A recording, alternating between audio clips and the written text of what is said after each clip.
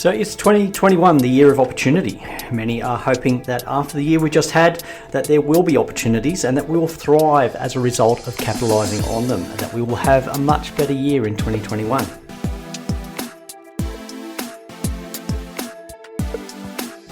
Welcome to the Business Behind Your Business, conversations to help your business grow and thrive.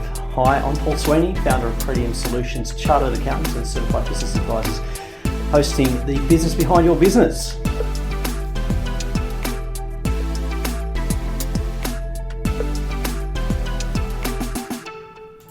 So is 2021 the year of opportunity?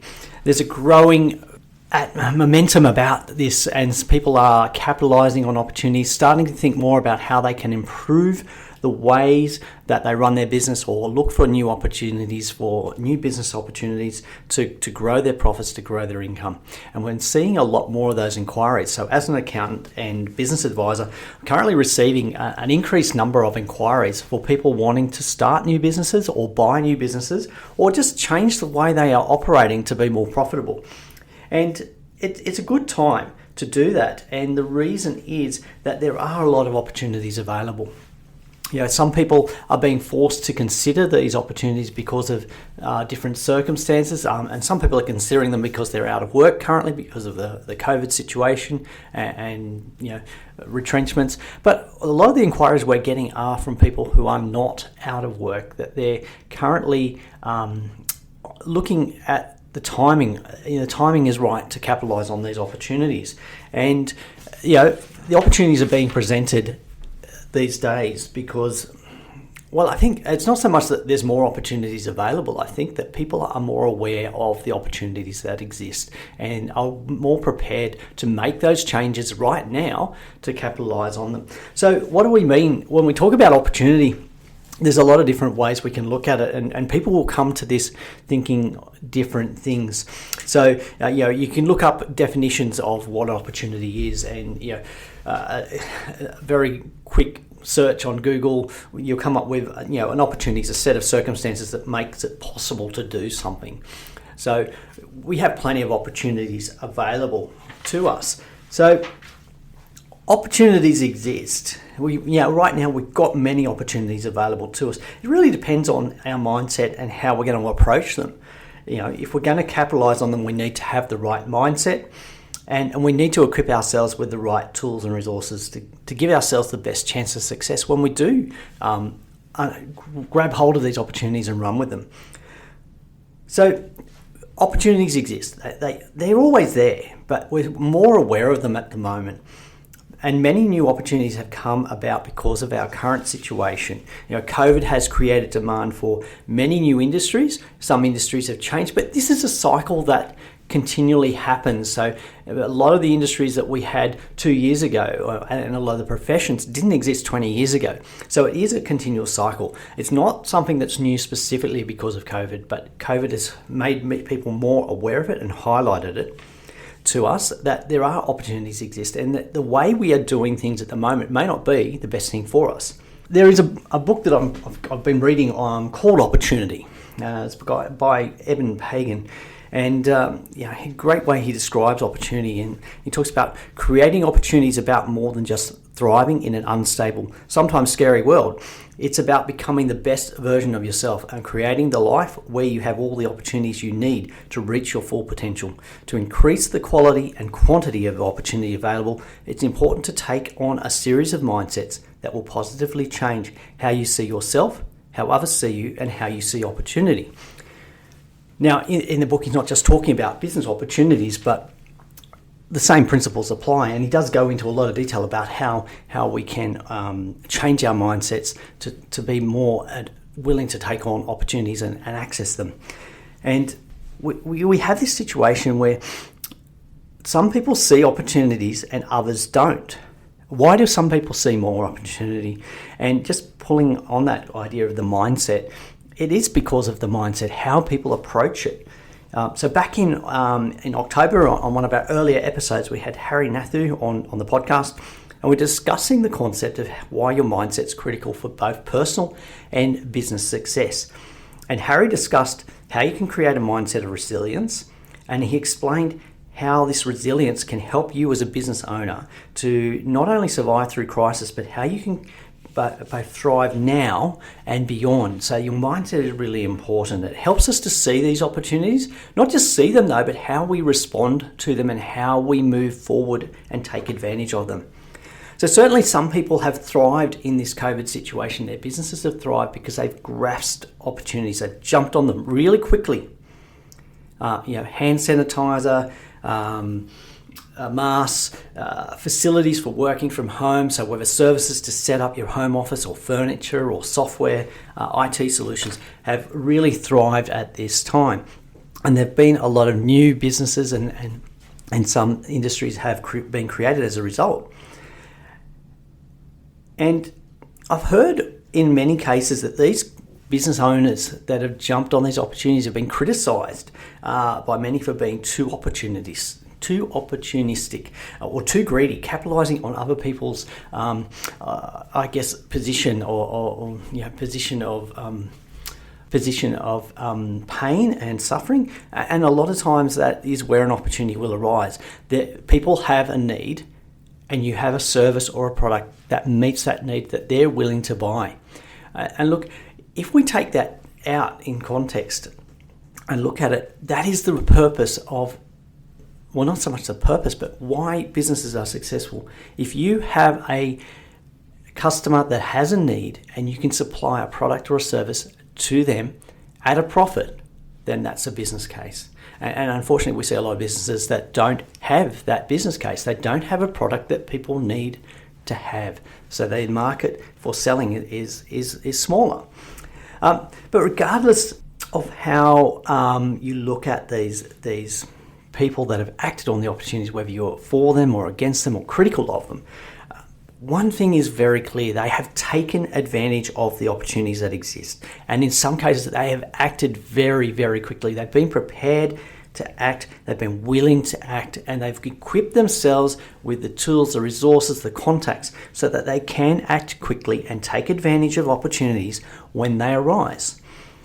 And that's a great thing. And I think a lot of business owners are so stuck in the way that we do things, the way we've always done things. We're not open to seeing new ways of doing things. We're not open to opportunities. We're not open to new products or markets because we are so comfortable doing things the way we've always done them.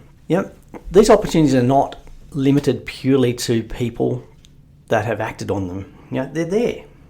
The difference is they have acted on them and a lot of us have not. We've chosen not to. So why do people, even being aware that opportunities exist and that they may be better off by accessing those opportunities, acting on them, why do people not do it? I'm coming back to the discussion of opportunity in this book by Evan Pagan. He refers to this as the fear instinct. And the fear instinct is talking about how opportunities and fear go hand in hand.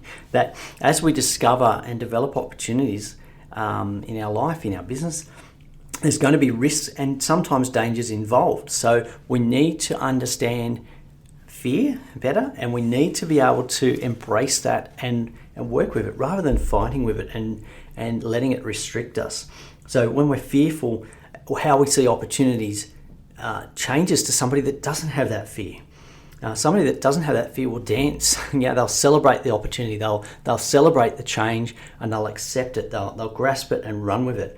But when we're afraid, or when we're fearful, the only opportunity we have is to keep things the way they are, to keep the status quo, to stay safe, and we try and avoid loss. And that limits us. The opportunities are available, but it limits us. Our fear limits us. And we don't act, and instead we become envious of other people who have acted on opportunities. And look, I think that makes it hard when we see other people thriving when we're not, because we haven't acted. We've kept the status quo, and we've seen other people embrace new opportunities, new technologies, new methods, new products, and they've run with it. So we do need to address this mindset issue, and I encourage you to go back and re-listen to Harry's discussion on mindset. It's really, really helpful for any business owner. So how do we respond? How do we respond?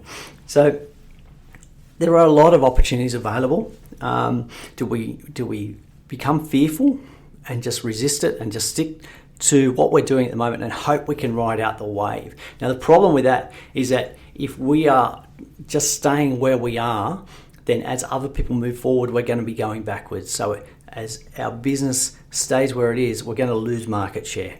So we actually cannot continue doing exactly the same as what we've done. We need to embrace change and move. We need to embrace those opportunities and take advantage of them. Now, I've talked at the beginning of the episode about opportunities that are being discussed with me by my clients and by people looking to start businesses or embrace these opportunities. So I want to talk about, just very briefly, some examples of how I've seen business owners or even people starting businesses, how they're seeing opportunities and what they're doing there. So we have the one we've already talked about is introducing a new product or a service. So we've seen that with the glut of hand sanitizers and masks and the need for office furniture, IT solutions, products.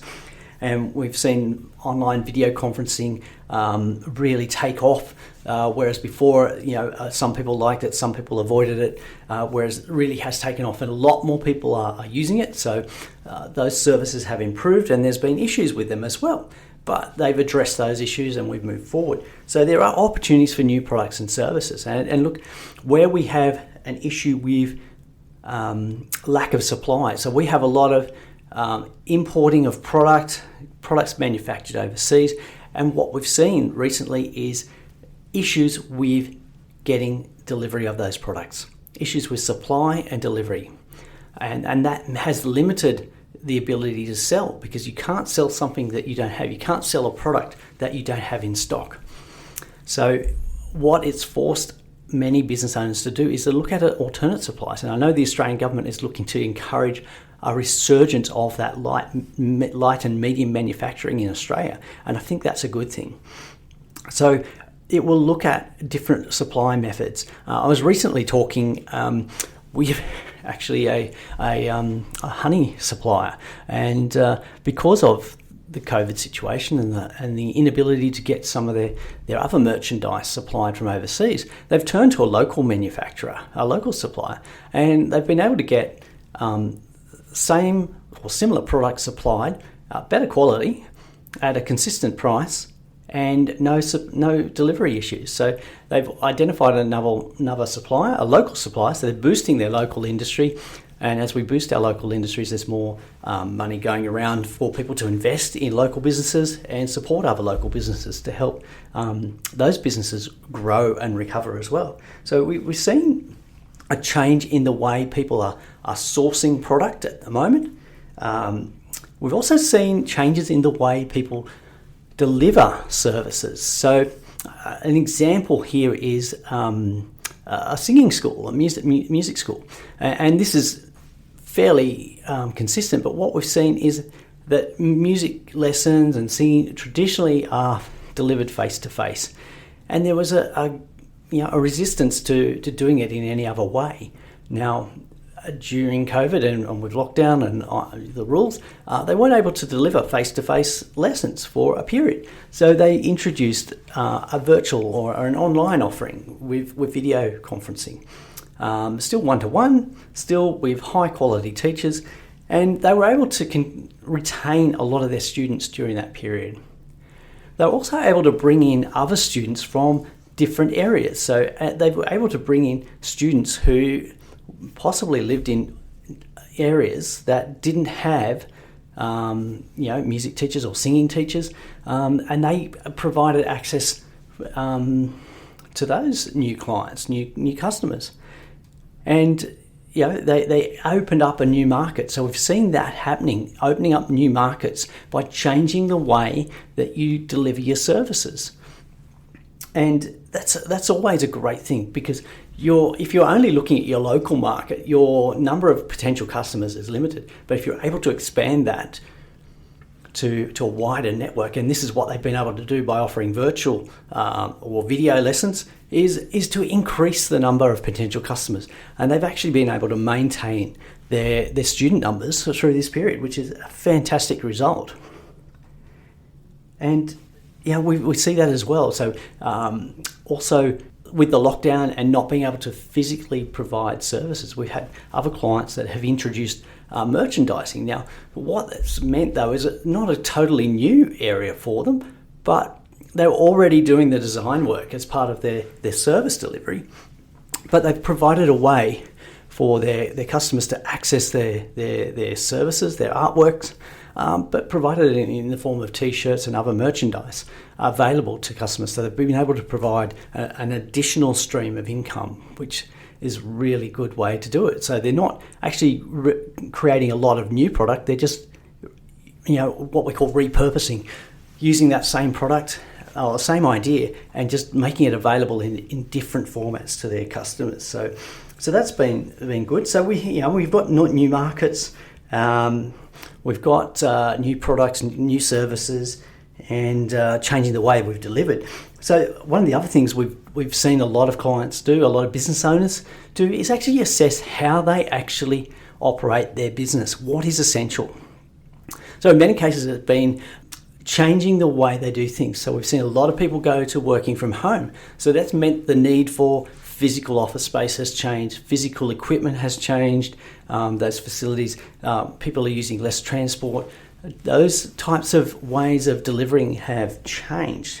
And looking at how profitable the different products and services are. So, we can look at reducing the physical costs of not having to have people physically present, but you have other costs resulting from that. You need to set people up to work from home, you have different insurance exposures, etc., and IT. But also looking at what products are profitable. You taking the opportunity to say, well, hang on, we've been delivering this product for a long time, or this service, but we're not actually making as much profit from it as we should be. So what do we need to do differently? Okay, we can spend the same amount of time and deliver product Y instead of product X, but product Y gives us 10 times the amount of profit. So why continue doing product X? Let's focus more on product Y. And we've seen this happen quite a bit in that we have what people get attached to a particular product or service, but they don't actually look at how profitable it is. So COVID has been a great opportunity for business owners to look at how profitable are their services. Talking with another supplier where their standard offering included a number of reports and extra value that they provided to their clients. What they've realised though in this process was that the clients didn't value those extra pieces. They didn't actually want the extra pieces, they didn't want the reports, but those extra pieces cost a lot to generate and supply. So the profit margin on that delivery, that service, was actually eroded. So as a result, they've ceased doing those extra value, or so-called value. There was some value, but if your client doesn't appreciate the value, then there is no value. It's just a cost. So they were able to change what was included in the product, what was included in the service delivery, and turn it into a more profitable product. So we're seeing a lot of that happening, and we're adding new markets, changing the product mix, changing the profitability, adding new services. And we're also seeing people buying established businesses. And now in Australia, we had this situation where over 40% of businesses are owned by people approaching retirement. So regardless of COVID, regardless of the economic situation we had in the past 2 years, we're going to see in the next 5 to 10 years a large increase in the number of businesses being offered for sale. Now, the laws of supply and demand, the more supply you have and the less demand, the prices are going to be driven down. So it's going to be harder for those businesses to be sold at their full value or their maximum value unless you spend some time working on creating that extra value. So there's opportunities there for people looking to buy a business because they'll be able to buy at a lower price, one would expect.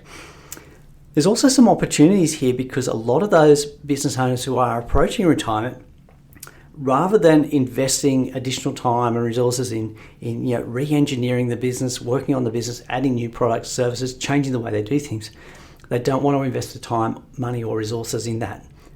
They've brought forward their exit date. So they're looking to get out of their business now. There are opportunities there for somebody to buy the business, reassess how they're actually operating, how they deliver, how they do things, make the delivery, the processes more profitable. So there are opportunities there to turn an existing business into a more profitable organisation.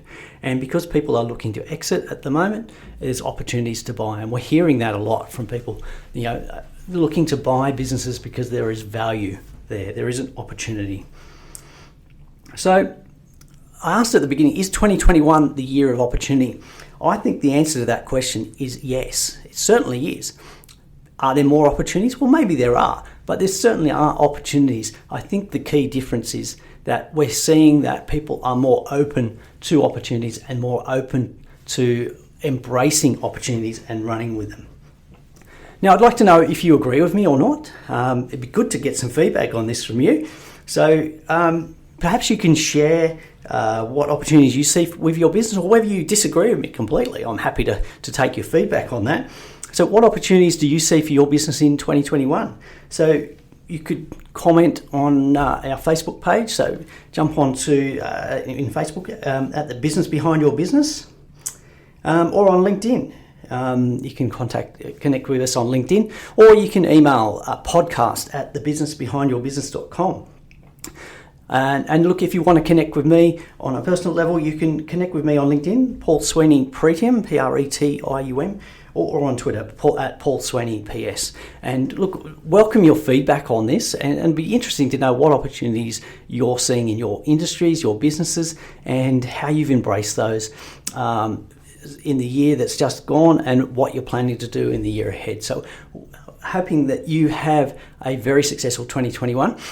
Look for those opportunities and run with them. Thanks for listening. Do you have a question you'd like our team of experts to answer? If you do, send your question to podcast@thebusinessbehindyourbusiness.com. To hear more from The Business Behind Your Business, don't forget to subscribe using your favourite podcast player. Or you can visit the businessbehindyourbusiness.com website.